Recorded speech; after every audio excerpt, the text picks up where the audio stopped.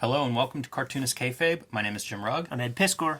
We're going to look at Eagle Comics Judge Dredd #1, the first monthly Judge Dredd comic here in the United States. Before we do, I want to ask everybody out there to like, follow, and subscribe to the Cartoonist Kayfabe YouTube channel if you haven't done so already. And hit that notification bell icon below the video. That'll help offset the kayfabe effect. And we hear good stories about the kayfabe effect. So if you hit that notification, you'll be the first to know about each new video that goes up. And if you decide you need that comic book in your collection, it'll give you a little bit of a head start on tracking down a copy before all the kayfabers go after it. Also, let the video play to the end. That will help YouTube populate the sidebar and share Cartoonist Kayfabe with other comics fans who may not be familiar with the channel yet. And that's how we grow Cartoonist Kayfabe. So give us a hand on that, and thank you very much. So, Judge Dredd #1. There have been lots of Judge Dredd series over the years, but this one starts up in 1983. Judge Dredd shows up in 2000 AD in 1977. So you could get those 2000 ADs in the US if you had maybe a great comic store, but I feel like this was a big coming out for Judge Dredd in that this is the format that we're used to buying in comic shops. So it was almost like, let us meet you, comic book readers, with one of the most popular characters in British comics history. Yeah, absolutely, man. I still remember, like, to this day, like, this was the first issue that I got my hands on at a Kmart in a grab bag, and it has Cursed Earth. It's the Cursed Earth thing. And I remember thinking that at the time, now this comes out in the 80s, but it's a big purple dinosaur on the cover, and I thought it was like a play on Barney, because that literally was right. The era. You get this stuff, and I think this one might have a Bolland in the middle somewhere, but just amazing. Man, that is almost Frank Miller. It is. Yeah, Mick McMahon is a piece of Frank Miller. Like the Mick McMahon Judge Dredd era, you'll see some like Bigfoot stuff. That's amazing. Where with the boots and shit, yes. and it's the way Frank Miller, like if you saw this in black and white, you would think that it was a Miller piece. Dude, that's even the big feet you're talking about. Like that really feels like what was the one that the dinosaur one shot that Dark Horse tells to offend? Oh yeah. It almost like this. There's a lot of tells to offend right there. But yeah. I don't want to go down the wrong issue. Right. One of my favorite pieces is this cover, and you can find the original on Comic Art Fans, and it's just stunning. But it's so cool. Like most of these first issues have the Bolland covers, if not Bolland interiors, and they're just. I mean, these are good-looking comics. They look good now, let alone in 1983, 1984. Totally, and then you get to like the Carlos Esquerza issues later on, and then it's a different kind of like ink line, something you've never seen before, and those are freaking dope. Like they started off strong, and they did things right, man. Because this first issue, it's all Bolland. Yeah, and I don't think that's by accident. And it makes perfect fucking sense, dude. Well, one last minute on the cover here. How striking is that cover? That flat red. That's an announcement of like, hey, fanboys, check this out. Absolutely, a lot of guns. Got like a cannibal. Got some guy with filed teeth there. Looks like a piranha kind of. Like, there's just a lot to like on this, and it feels ahead of its time. 1983. Like, I mean, this kind of character feels like something I'd see in the 90s. Sure. So.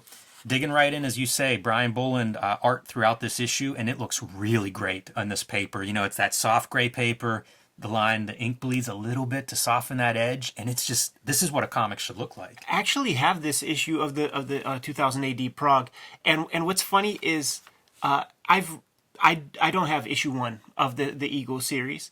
Mine starts with, if that's issue 2, no, it's not. Anyhow. There's issue 2. But I've read all of these stories in other kinds of collections and just sort of elsewhere.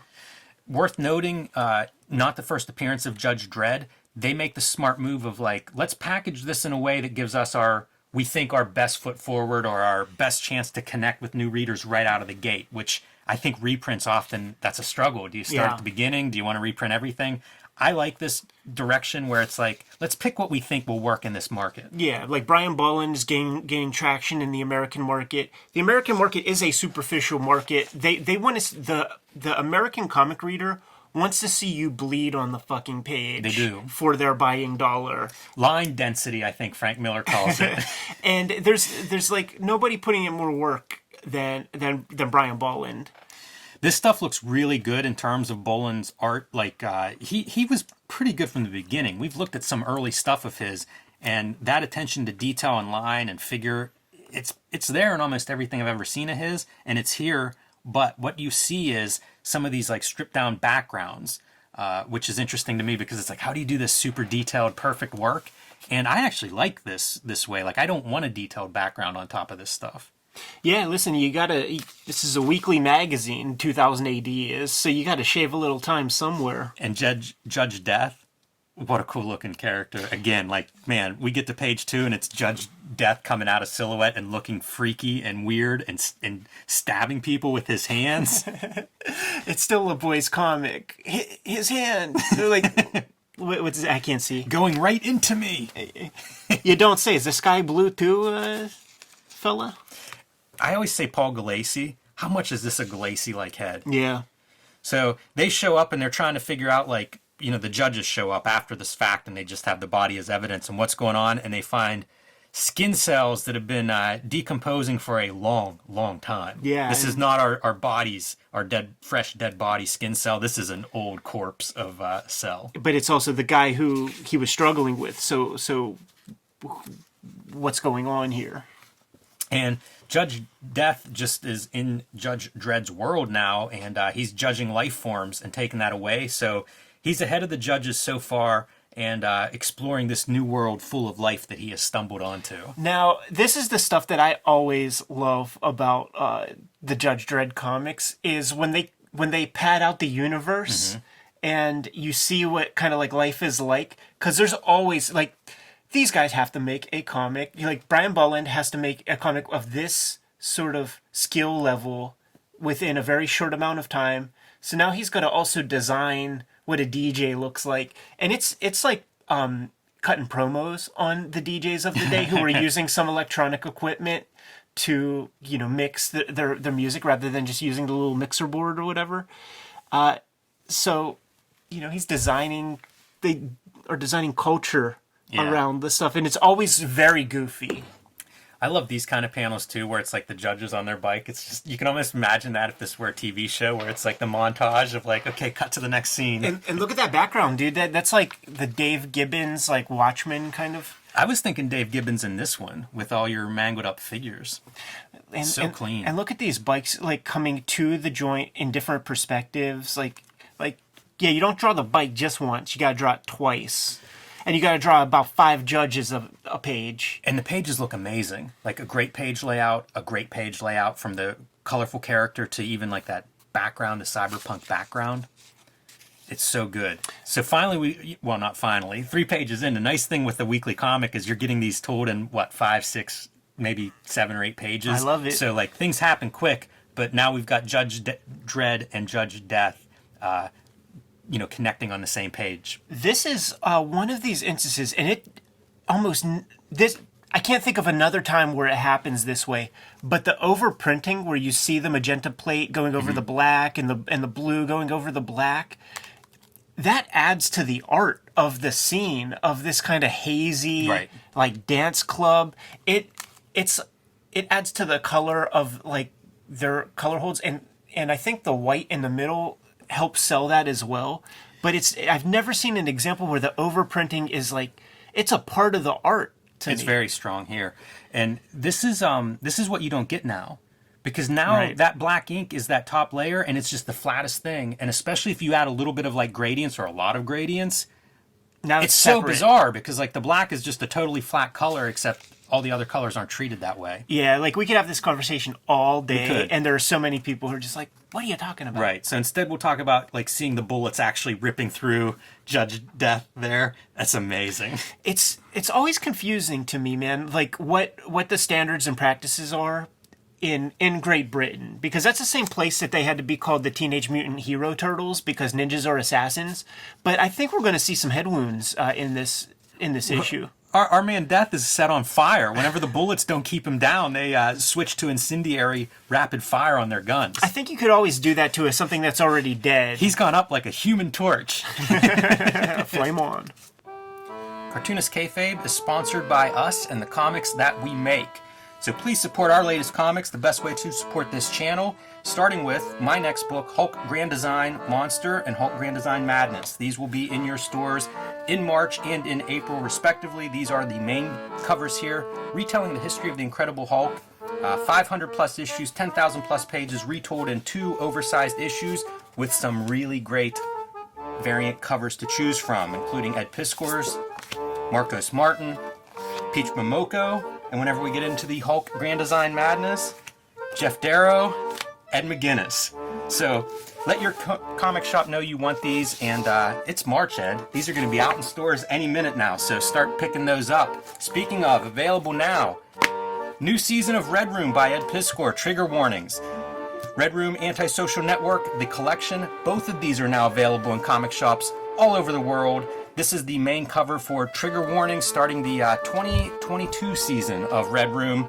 If you like violence and depravity, we're about to up the level of that and start looking for Red Room Trigger Warnings #2. This is the cover to seek out. That'll be coming to your local store in April. You can also pick up our back catalog from Ed Piskor, WYSIWYG, Hip Hop, Family Tree, 4 deluxe oversized volumes available, as well as box sets telling the history of hip hop. The book that started the Grand Design craze, X-Men Grand Design by Ed Piskor, 3 oversized treasury size edition volumes available telling the complete history of the X-Men. And my books that are still available in print everywhere books and comics are sold. The Plain Janes, the first young adult graphic novel here in America, and Street Angel, Deadliest Girl Alive. And now back to our regular scheduled programming. Pretty cool though. It makes for a nice graphic with the comic book coloring style, and no comics code approval stamp on these issues. Right. So they bring in their psychic judge to figure out, like, can you learn anything from this guy? Like, what was this? What were we facing? And you get a little bit of this psychedelic kind of effect. Maybe not too much psychedelic, but some sort of like that pattern around there of warping the space around her. That upshot, man, is such a hard view to draw. Yeah. And this, I feel like it is a little example, like, of when in doubt, black it out. Like, I think Brian was trying to figure something out, and then he's like, fuck it. Yeah. Hey, it works. Yeah, no, it does. How about that for a page? Your centerpiece, just that grotesque close-up of teeth. Yeah, absolutely, man. I remember there was a teacher at the Q-Bird school, and it might have been the life drawing teacher. Like, if you drew a mouth and the teeth were symmetrical, top and bottom, like, he would fail you. Wow. Yeah, he's like, it doesn't work that way. You need to be more observant. I like it. I feel like if this were set in Britain instead of the U.S., you'd have to change the teeth a little bit. Right? Well, what do you mean? What are you saying, Jimmy?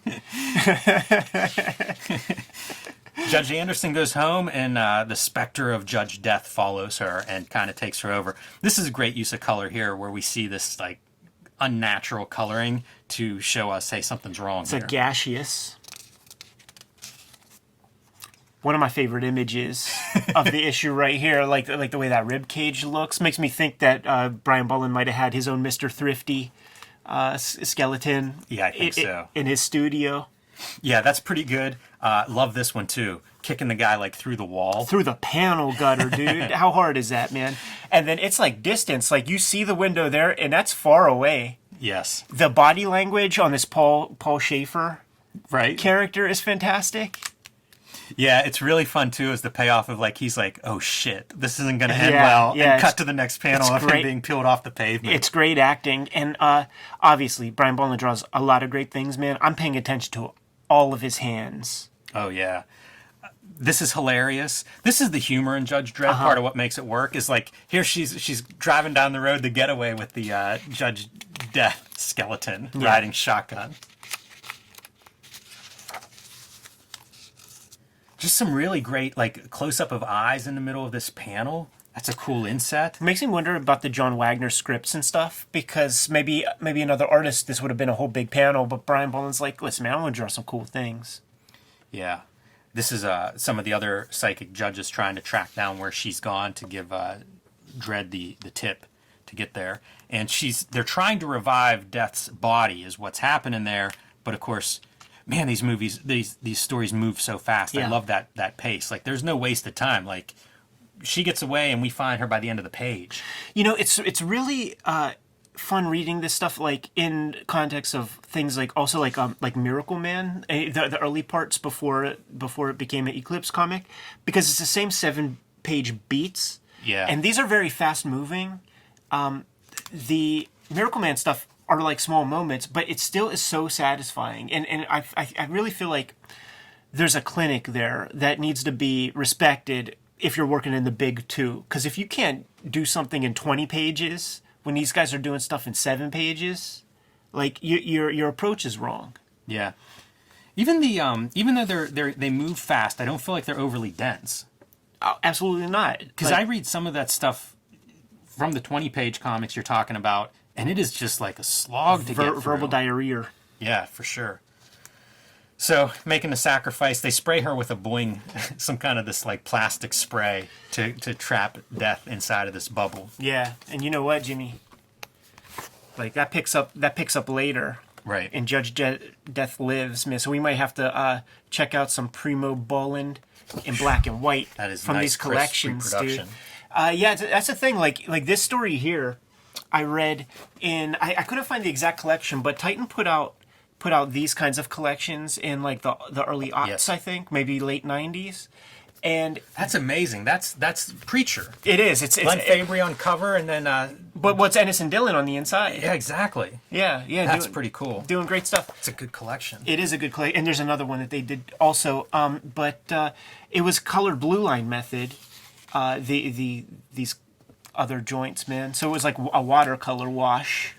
I think the other piece of Judge Dredd that really works is this world. Like, there's such an oddness to some of the details they focus on. In this case, it's wealthy older people who are being frozen, suspended animation so they don't die. And then they wake up and it's like, I can give you 3 minutes with her because she's only got a couple hours, of time left probably. So you got to use it sparingly. And this is a blackmail story. So her son killed himself because he was being blackmailed. And it's like, any clues? It's always the sci-fi in 2000 AD is always a commentary on the things that are happening, and just like a perverted version of the stuff that we have going on. And Walt Disney's head, Ted Williams' head, like one of the guys that worked at that cryo facility with Ted Williams, they said that they just because there's no like regulation in that cryo space, believe it or not. Shocking. And they said that there was a tuna can stuck at the bottom of the gunk on Ted Williams' neck, man, that they somebody like stacked it on top of it, and then it started to freeze to the can, and they were afraid to like pull it off for fear of breaking some sort of jugular piece or something. But see, this is the stuff that I love, where it's like now you have to create like a Vice game in the world of Judge Dredd.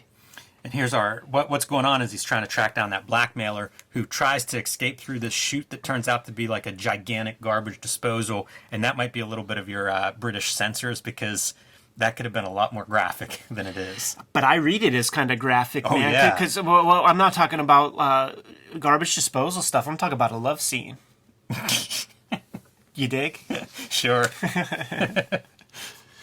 They find his apartment is full of information, blackmailing all kinds of citizens. The bike is always awesome.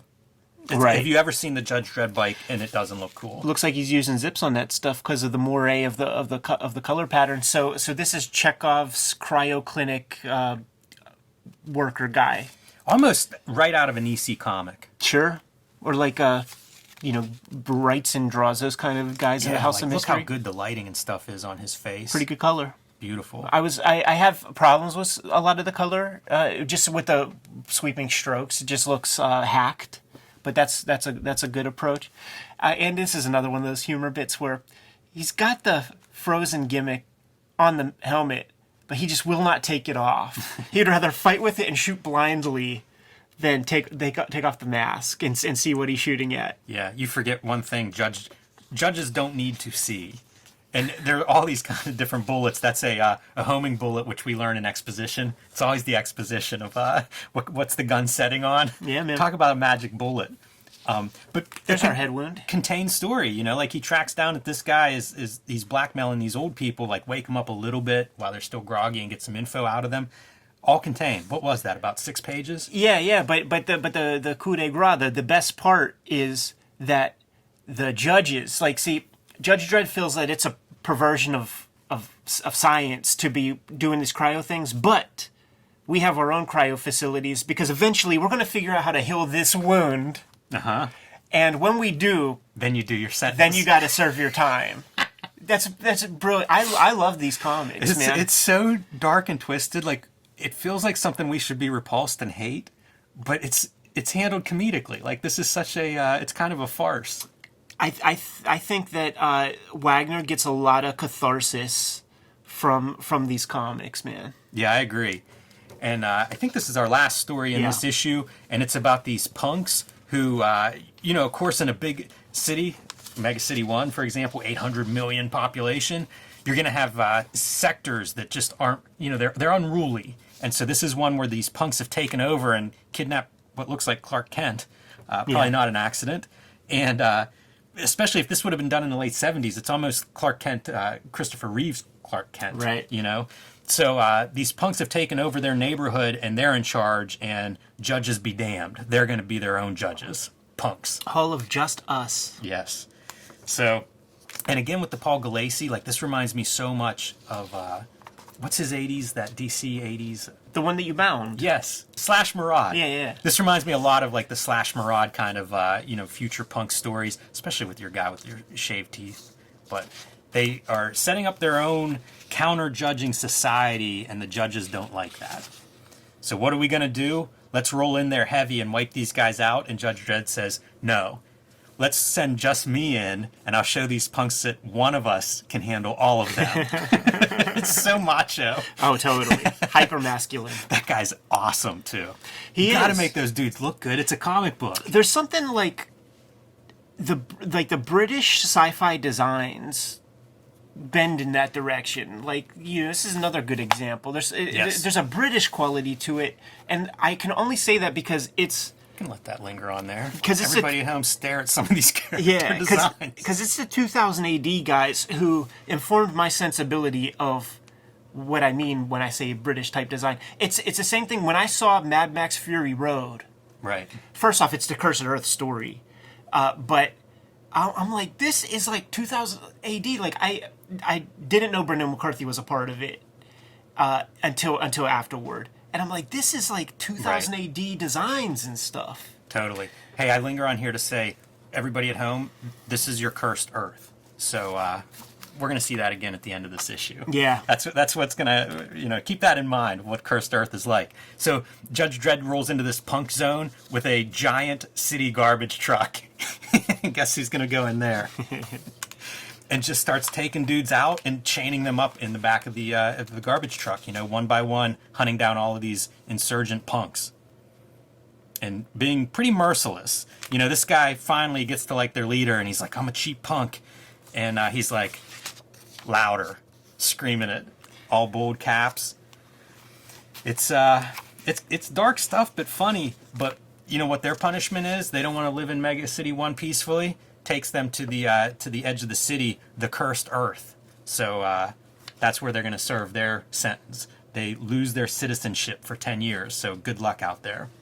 That's some good world building, by the way, because we're not seeing it in this story. We're just hearing about it. Totally. And I think that just, it's all an accident. You go operating at incredible speeds. Mm-hmm. You remember that title, Cursed Earth? And this is the first time I ever said Cursed Earth, because when I was a little kid reading it, I read it cursed. Cursed Earth. Silhouettes in the back, little time saver perhaps. You're in the last pages of the last panels of the last page of a weekly strip. Looks hard though. No, yeah, and it's good storytelling stuff.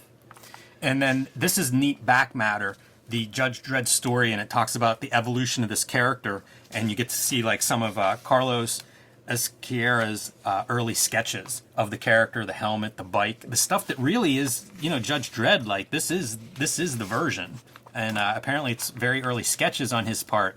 But even like developing this world where, as they describe it, the Empire State Building would just be dwarfed by these gigantic buildings. Not a shot in here. Well, maybe here's one that references that a little bit.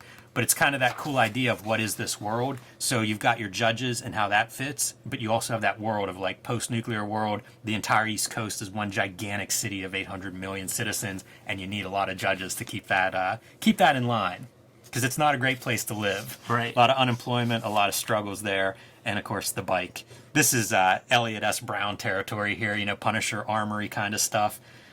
But man, it's so right on for a comic book in the 80s. This just feels like they nailed it. The person, Nick Landau or whoever is responsible for putting together this version of the comic, well done. Totally. We talk about like early manga trying to figure out how to fit in on our comic shelves.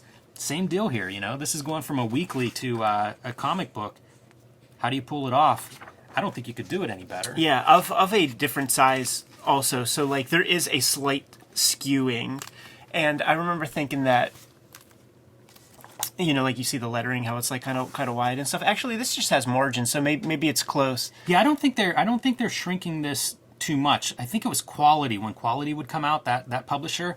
I think they really distorted stuff. They did, yeah. And it was, boy, those comics are rough. Like that's the one that Bill Boychelle jokes about the names being opposite. Right. Quality is the wrongest title for those comics. In those Quality comics, man, because everybody has that skewed bean head. Like Bolland drew the guy this way, but just any regular person would have this like bean head in those Quality comics. I remember thinking that maybe that's just what British people look like, because I know Prince Charles and he's got the bean head naturally. So, and he's the only British guy I know, So it's like, fuck, I guess they just have like skewed, skinny beanpole heads over there in the UK. That's funny. And I also tried to mimic that lettering style of like a tall, kind of skinny. I do like the lettering in this a lot. Mm-hmm. I think it's really neat. Like, it's pretty tight lettering. Sharp stuff, yeah.